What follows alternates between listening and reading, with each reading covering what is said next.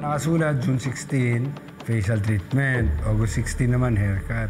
So, willing ba kayong i-share kay Tuesday at kay Nico ang nalaman yung clue? Ano tal? Ano? Yes. You're willing. Okay, siya willing. Ikaw? You know, since siya naman yung nagpapanalo sa amin. Sige. Okay, siya masusunod. Pakitawag please si Nico at si Tuesday. Welcome back, Tuesday. Ito ba kasi si Nico kasi. Si Nico kasi masyado. Walang bearing kasi kahit hindi ko makuha yung ebidensya, alam ko naman na hindi si Tuesday ang suspect, kung hindi nasa team ni Baron. Bakit pa ang layo ng lamang? 10-2 halos ang laban. Unang teorya namin dalawa ni Nico kasi nga bata siya, so... Sanay. Kalakasan. Pukpukan. Kalakasan. Kalakasan. Mga muscle. Walang bitawan. Pero ito ang pinakamaganda.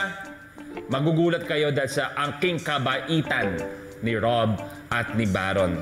It was Rob's decision to say na, yes, let's share it with the other pair. Kung ano man ang clue na yan. Yung bait naman. Baron, pwede mo ipakita ang Kasi clue? siya suspect eh. Kahit naman malaman yung clue dun sa second the game, ang hirap pa rin, hindi pa rin ma-reveal in my mind yung hinala ko talaga yun. August 16 daw, sabi nung informant na may haircut. Tapos nagpa-facial daw noong June 16. June, July, August. Pumihit yung puwet ko. Sabi ko, kung suspect to mga to, bakit isi-share nila sa amin yung ebidensya? Di nagkaka-idea kami. Kaya bigla ako tuloy naisip, pwede si Tuesday to. Baron, may mga ganyan-ganyan ka ba para sa'yo? Do you do facials, mga ganyan? May skincare routine ako tuwing gabi. Tuesday, pwede ba doon ka na sa tabi ni Baron? Oh, yeah. Okay. Every other week, nagpapa-haircut ako. Tuesday to take care of your beauty.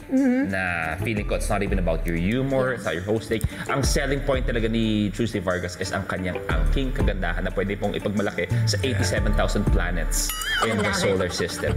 Ano bang paano mo inaalagaan ang kagandahan mo? Well, ako, iniiba ko kasi lagi akong ganun cutting edge ako na actor. So, gina-apply ko din siya sa life. Nagpapa-foots pa ako sa face. Wow! Para iba. Hayop! Tapos ginumudod ka doon sa yung... Baligtad ako pagpapasok ako ng mga spa. Ikaw ba, Rob, do you do mga ganyan, your skincare routine? Are you very particular about your haircut? Not really skincare.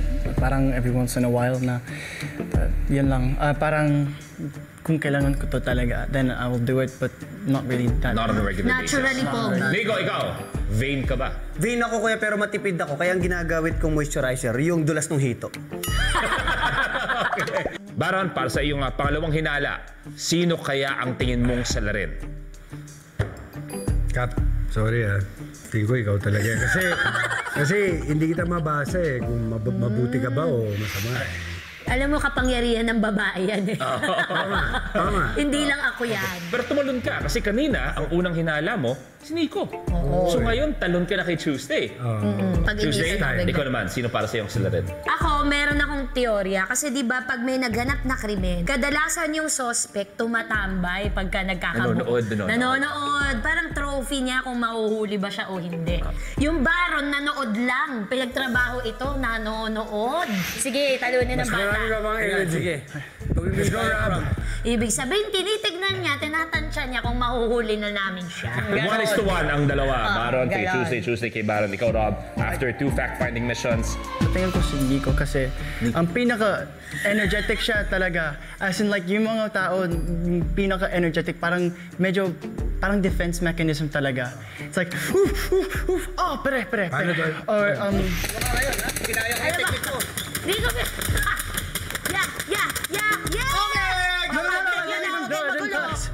like sumigaw siya, ang kasalanan mo to, he tries to throw the blame on me.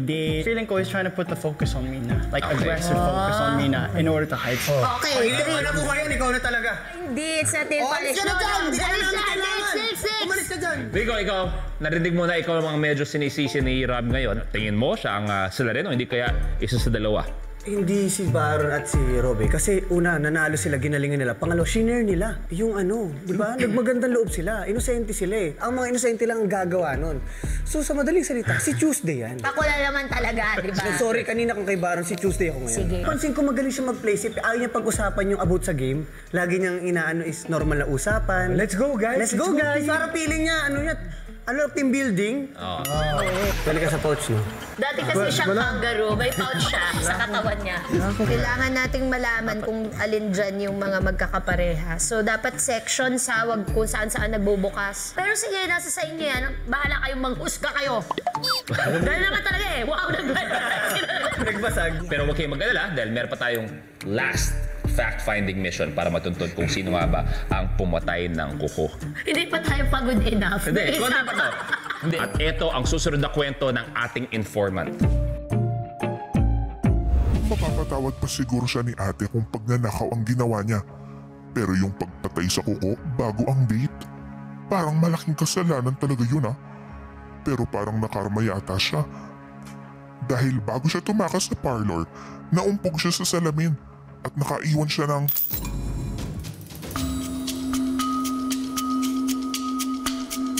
So eto, para malaman kung ano yung naiwan nga ba ng ating salarin, eto yung file natin for our fact-finding mission. Sa scene of the crime, makikita ang phone number na kulang ng 4 na numero sa dulo. Ang 4 na numerong kailangan para makumpleto ang phone numbers ay nakasabit sa tissue paper.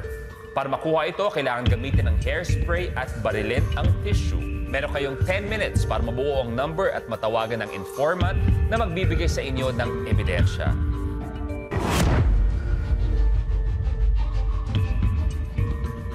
Dahil nga pangatlo na to, nalalapit na tayong malaman kung sino nga ba ang gumawa ng krimen na to. Kung sakasakali man yung salarin ay hindi mahuli, 20,000 pesos.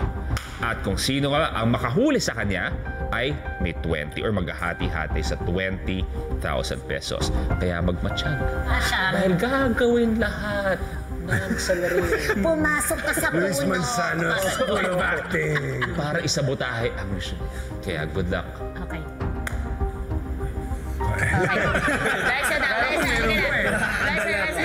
If I'm crushing them, I want to crush them even harder. Kasi I don't want them to have any chance of them making a comeback. I don't want to ever become complacent. Pwede si Tuesday na hindi ko lang napapansin. Magaling din siyang lumaro. Magaling siyang makipagkaibigan, yun. Kasi yun yung strength niya eh. Kinakaibigan niya kami lahat para makuha yung loob namin. Kalawang scammer.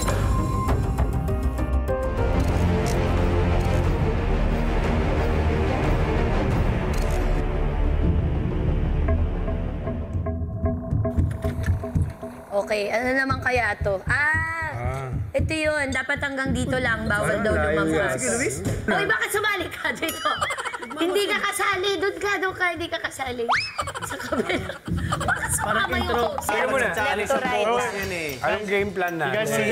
Parang kamukhang Hindi, James ganun Bond. na lang.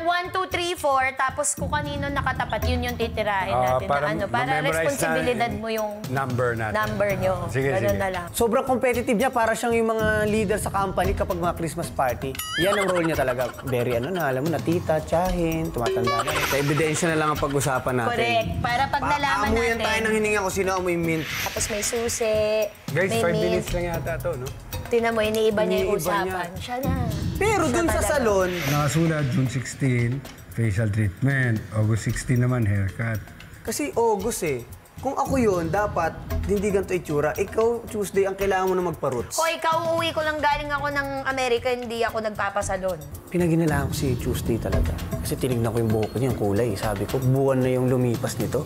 Nico, wag mo akong daanin sa chika, sa mga patawa mo, pero parang ikaw yung salarin, maayos ka. O, ayan na. Sino na? Number 1. Okay. Kaya, Huwag mo na. kailangan ganun, i-saturate mo ng bongga. Ako na rin nag-take ng lead na i-assign kung saan kami babarel. Kasi makikita ko talaga sino yung nagbibigay ng effort. Masihirap nga, no? Oo, mahirap. Nakakapagod to, tol. Okay, tira lang. At tissue ba yun na tela? Sa gitna na. True. Actually, velcro pala siya. Matibay masyado. Iba yan. Kailangan lang, asintado ako doon sa target ko. Dapat talaga mabilis yung mga daliri. Ayan na! Ayan! May Medj hila na na. puputol na, medj na puputol na. Dali, adjust ko lang. Ay, nagpapatay ng oras. Ang pangit. Eh, di ba? Okay! Ayan! Okay, Kasi- mamaya. Precise, alam niya yung gagawin, mabilis. Na-X na siya sa list ko. Sakit, ha? Ay, ano nangyari? Ay! Ay! Nalaglag yung Ay! ano, hindi ko Tagal sinasadya. nag-prepare, oh. Nung nga ba tumitira si Baro, sana inayos mo na yan. Nakaayos na. Ay, nako, okay na. Ay, baba na natin to. Alam ko na talaga si Tuesday nga. Yan. Go, Tuesday. Handang-handa yung daliri ko for this. I was born to do this. Medyo nga naguguluhan ako dahil dalawang hinala ko eh. Kung hindi si Baro, si Tuesday. Kaya inis na inis ako. First time ko maramdaman yung gusto kong makuha ebidensya. Kasi sabi ko, pag nakuha ko tong Mission 3 evidence, makukumbinsin na ako alin sa dalawa. Okay, next! Kung minaalala ko sa Nice, tissue nice. kasi. Okay. Oy! Tingnan mo, oh. Ay, ang galing ng Yun, bata yun, yun, talaga. yun, yun, Bro, yun. hindi ka Bro, sa nag-delete. gitna, mas maganda. Mas maganda. Tension. Pare, sharper. Adjust it. Ah, yun. There you go. Ayan, very good. Doon ka kung saan ka na gano'n, nagsimula. Kaya nga, Huwag kang babago ng pwesto, man. Ay, eto to eh. Eto to, nagpapatagal. sabihin mo kung tap out ka na, kung pagod ka na. Pinipake niya eh. Dude. Oh, ayaw tamaan. No, dude. Yup. Adjust the nozzle. Yung sharper. Sharper, bro. Just the Yan, diameter. there you go. There you Yan, go. bro. Now, Yan, focus on the area that you were targeting a while ago. That's Yan, good, brother. konti na lang. Si Rob, he was trying to hit the space in between the tissue paper. So parang tingin ko nagbabay ng time to si Kuya na parang nakakapanghinala talaga. Pagod ako ng forearm dito, bumaba yung accuracy ko po. Yan. Yes! Okay, go. Hoy, Ay, sika. grabe yung pagkakaganon ng Nico, Ay, ah. bakit mo backfire? Diba? Miko, Gamitin Sira. mo. Gamitin mo. Meron talagang ganon yung medyo sira-sirain yung itsura. Nice. Ah! Brother, can we talk? Wow! Patawa ng patawa. So, hindi mo alam kung nagpapatagal ba siya o siya ba talaga yung salarin. Actually, itong bata na to, pwede itong maging informant ng mga polis kasi hindi nyo mahuhuli yan si Nico. Ang galing eh. Yan. Good aim. Yan na, Oh pare. my gosh. Yan na, konti na lang. Lapit oh. na. Yan. Ilang pindot Okay. So, kunin na gagawin natin yung natin. number. Kunin na natin yung mga number. So, first number muna, Baron. Huwag niyo Yeah. i-jumble, ah. Hold your Yes. number. Ang unang number ay... Teka, meron ganun. Hindi, dito dapat. Yan. 6, 7, 1, Pacho. 6, 7, 1, 8. 6, 7, 1, 8. Ayan. O, tandaan mo yan, ha? Okay. 0915 690 6718. Okay, goods. Ayan, nagre-ring na. Hey. Ito Hello? ang clue. Ang ebidensya ay isang hand mirror na nasa loob ng vanity mirror. Isang hand mirror na nasa loob ng vanity mirror. Okay. Vanity. Thank you. Amigo. Yan ba yan? Tama? Ayan. Ikaw!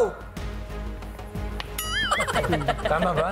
So, dahil meron tayong hand mirror, meron tayong pouch na may car keys, mint, tapos meron tayong resibo ng haircut. Ano yung isa? Facial? Oo. Dalawa resibo, di ba? Tapos ibig sabihin, nagdadala ng ganyan. So, nananalamin. Nagdadala Hindi ako siya. masyadong nananalamin. Nung nakita namin yung salamin, may imprint ng buka. Nakita ko kaagad, pero hindi ko sinabi. Napansin ko, hindi nila na-notice, ang babae magaling ang attention to detail. Labas muna. Tama, labas. Ay, sayang ano. Kung ano-ano na pagkukwentuhan. Kaya, Malapit na tayo sa conclusion, tapos nakikita niya na nahahalata na namin. So medyo nagre-retreat na siya ng konti. He's being very careful.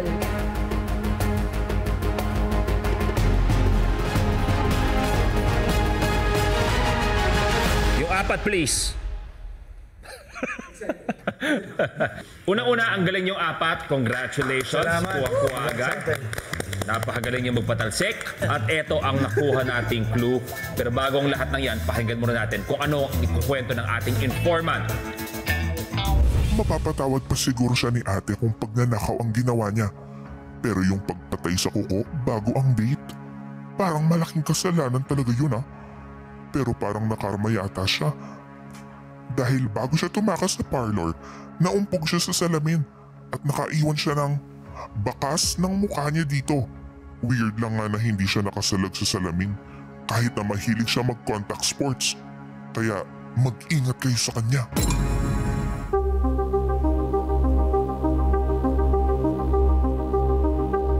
Para Parang dalawang clue ang ating nakuha mula sa ating informant. Narinig niyo ba? Oo, may mahilig siya sa contact sports. Narinig mo? Meron At bakas yung na marka, yung bakas na naiwan. Hindi ko gets eh. Akala ko nga, papatapatin sa salamin tapos pagsasalitain kami, kakausapin yung sarili. Alam mo yung mga ganun? Akala ko ganun eh. Unahin natin si Baron. Ano yan? Bakas din.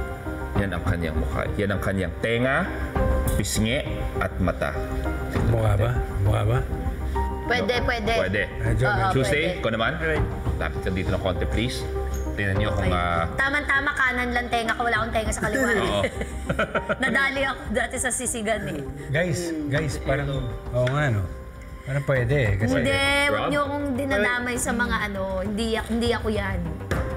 Doon ako na-shook talaga. Hugis tao talaga. Akala ko kasi sa umpisang tingin, alikabok lang. Nakita ko mukha nga, tenga, wrinkles, pisngi, cheekbone. Na-shock talaga ako. parang masyado maliit yung tenga ni Ram. Nico? Buda tong tenga ko eh. Oh, hindi ako yan. Parang pwede. Parang pwede kasi malaki sa ilog niya. dito eh. May nakalawit sa Tingin nga ulit. At sabi mahilig sa contact sports. Ikaw ba, Baron, ngayon? May sport ka bang ginagawa? Opo, nag-boxing, Nako. Muay Thai. Nako. Nadulas Oh. Tuesday, anong sport ang hilig mo ba? Surfing. Surfing, swimming, snowboarding, lahat ng mga extreme. Rob, ikaw, ano mga sports mo? Basketball. Basketball. Contact sport yan. Rico, ikaw, ano sport mo? Nice. Ang sport ko ay chess pero na ACL ako. Sa chess. Kaya Gano'n nagpapagaling katindi yung galaw mo sa chess? Para madami. Narong mo ba ako nung nag-chess kami kaya nagpapa-therapy ako ng ACL? Tama yan. So, Sisinungaling ka. Tuesday, parang nga di ka makontento dyan sa tenga na yan. Bakit? Oo eh, kasi maraming elements, hindi lang yung tenga dapat ang tinitignan nyo. Okay. Yan. Sige, Dahil tulungan mo hindi kami. na- Ano yung mga elements na hinahanap mo? Well, una sa lahat, makikita mo na malapit sa mata yung wrinkles. Ayan o, may bakat to ng wrinkles. So, yung fold ng balat. Okay, yun yung una. Pangalawa, yung shape ng patilya na bumakat. So, tinitingnan ko yung mga buhok nila kung alin yung mga patilyang sumakto dun. So, bakit tinatago mo yung patilya mo? Okay. Patilya ko. Oh, so medyo bushy-bushy yung... Tuesday, masyado mong ginagalingan. Baka matanggal ako dito sa trabaho ko. May pamilya ko. Hindi ko kakayaan magutom ang asawa at anak ko dahil ginagalingan mo masyado. Dahil kinakarir mo. Kaya naman ngayon, maghanda kayo dahil kung kanina ako nagtatanong sa inyo, kayo ang magtatanong sa kapwa suspect niyo. Dahil Okay. oras na para sa cross-examination. Fireworks, please. Bagong matinding tanungan, kamustahin muna natin ang mga hula ng mga katropay. Special Agent, pasok!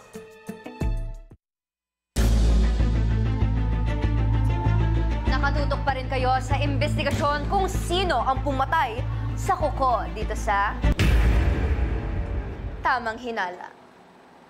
Good evening mga katropay! Ako si Karina Bautista, ang special agent na kasama pa rin ng ating lead investigator na si Luis Manzano. Magkakabistuhan na ngayong linggo kaya maki-hashtag Tamang Hinala sa Pai para mabasa namin ang mga comments ninyo. Tsaka syempre mga suspetsya nyo. Oy, ikaw ha, bago ka lang ba dito na nanonood sa Pai? Simpleng-simple lang ang kailangan mong gawin para magkaroon ng ekstrang dagdag pera. Palakasan na ng kutob dahil 10 ang maaaring magkaroon ng pabuyang 500 pesos. 5 ang may reward na 1,000 pesos. At 2 naman ang may reward na 2,500 pesos. Nako, kaya kung first time mong makiimbisiga, pumunta na sa pi.com.ph, mag-register at kumpletuhin ang profile at makipindot pa'y nalo na. Mga katropay, tumutok kayo hanggang dulo dahil mamaya ay may surprise ako at special announcement para sa inyo. Alam kong, eto na, kanina pa kayo nag-aabang kung sino ang pumatay sa kuko. Napakaseryoso nito, kaya magbibigay na ako kaagad ng pabuya sa 10 katropais na makakapagbigay ng tamang sagot sa tanong na konektado sa napanood natin kanina. Kaya heto na ang tanong. Ayon sa ebidensyang nakalap, ano ang nakalagay sa hand mirror? Tissue, cellphone number, bakas ng mukha, o tubig? Painalo ang may tamang hinala, kaya naman 1-minute timer starts now. Maghinala na! unang kita pa lang natin kanina, si Tuesday sa ebidensya, parang sabi niya, parang may patilya, may ano na kaagad. Grabe, sabi nga ni lead investigator, baka mapalitan niya na ang mga trabaho namin dito. Tuesday, wag mo masyadong galingan. Oo, talagang kinikilatis niya ang nakuha nilang ebidensya. Katropay, napansin ko rin ha, na gumagaling na kayong maghinala, pati ng ating mga suspects. Nung una kasi, hindi natin nahulaan eh. Tapos ngayon, nakukuha na natin sila Kuya Bayani, ayan, nahuhulaan na natin. Sila Kiara kasi yung mga una, hindi pa. Pero, ayan na nga, kayo, nako, guys, parang nakukuha nyo na yung technique, no? Kaya naman abangan talaga dahil marami pang lalabas na ebidensya at mga clue. Mga katropay, ayan, last 10 seconds na lamang po. Sana ay nakaboto na kayo, di ba? Sobrang dali lang yan kung nanood kayo kanina. Kaya dapat talaga nandito na kayo 6:30 p.m. Time's up! Ayan, at ang napili ng mga katropay with ilang percentage, kaya 93% ay mukha. Ayan, bakas ng mukha. Ang tamang sagot naman ay bakas ng mukha. Yes! Congratulations! Yan ang naiwan ng salarin sa hand mirror. Grabe na. Ang tanong, paano siya? Ganun siya na. Sa mga nakahula ng tamang sagot, pindutin ang yes para makasali sa raffle. 10 ang mapipili via randomizer mula sa lahat ng nakapagbigay ng tamang sagot. Abangan ng mga pangalan nyo maya-maya. Yes, tumutok lang at makiimbestiga. Dahil susunod, 5 katropay naman ang mabibigyan ng 1,000 pesos. Magbabalik pa ang tamang hinala.